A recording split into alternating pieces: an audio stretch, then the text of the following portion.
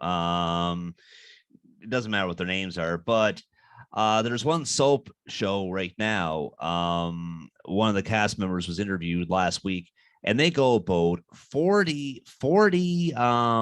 They have to memorize like 40 words in that one for a 30-minute episode.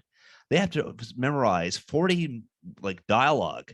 Like, really, imagine that now, trying to process it all in your head. Now, with this fan film, do you guys have to kind of memorize your words, like study this very carefully?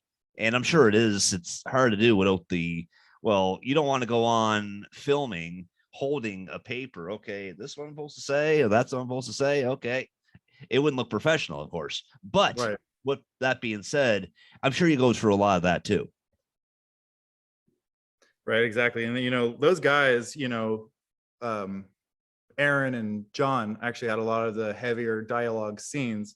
Oh, yeah. And I showed up a little later, and for me, honestly, it was me just memorizing my marks and my cues for actions. And but they definitely took their time, before filming, sit down in their kitchen essentially and just go over the lines and run them through. So by the time, action, going exactly. real, whatever you want to call it, they are speaking without, putting too much thought into it. Raymond and Amy are great. I mean, Amy and Raymond Power. Of course, I'm sure you remember Raymond. I've interviewed Raymond about 2 times. He's a nice gentleman. He's the kind of person that very friendly. I would say Raymond Power would be the kind of person, if you were walking down the street and he'd be the first one to say, "You okay?" Yeah, that's how I believe it. Oh yeah, oh definitely. Now Amy, I've never interviewed her. I have spoken with her in Facebook to set up an interview at some point. But her performance was dynamite. Oh my goodness. That's well, She's got that, down. Yeah, exactly. People would say she's one tough, you don't want to mess with.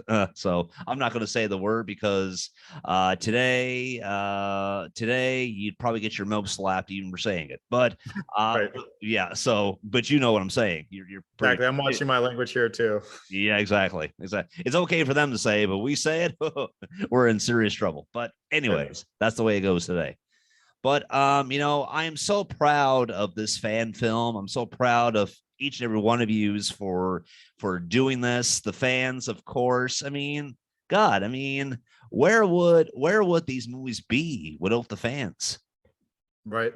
Exactly. I don't know.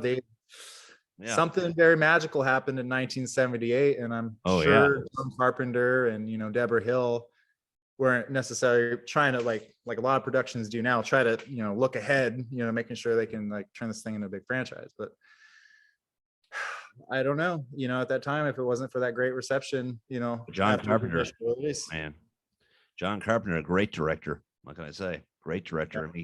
He directed this. I mean, just like he directed a lot of other great films that turned out absolutely spectacular.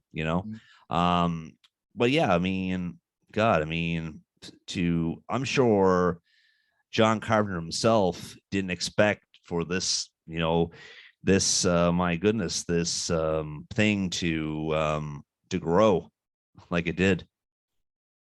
Nope, it's definitely one of those things that you can, kind of hope for when you're making something, that it just blows up, whatever you want to call it, into this thing that you can no longer contain in a bottle. Oh yes, it's amazing. I'm speechless.